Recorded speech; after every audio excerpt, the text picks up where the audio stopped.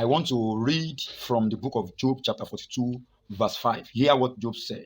I have heard of thee by the hearing of the ear, but now my eye sees thee. That's according to KJV.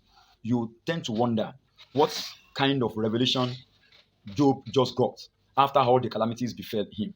Don't forget, he was an upright man. He was a religious man. He was always offering sacrifices. Just like many of us do attend church services. We don't miss our services, but all we go there to do is hearing about God, listening to who God is. But many a times we fail to move from the level of hearing about God to seeing Him. To seeing Him. Job was a righteous man, but his level of righteousness was limited to only hearing about God.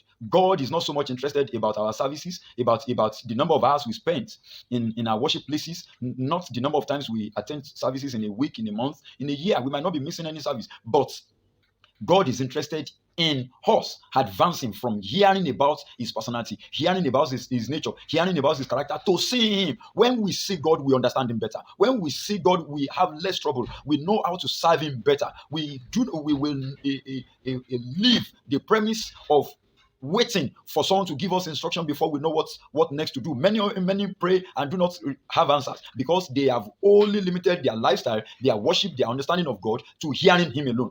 Beloved, I feel pressed to tell you that it is high time you moved higher from hearing about God alone. You have spent enough time in the church to graduate to seeing God. It is high time you see him through his words, not through the word of any pastor, not through the word of any prophet. God can speak to you. Yes, he can reveal himself to you if you can be diligent to search him through his word, through a personal dedication and consistent fellowship with brethren.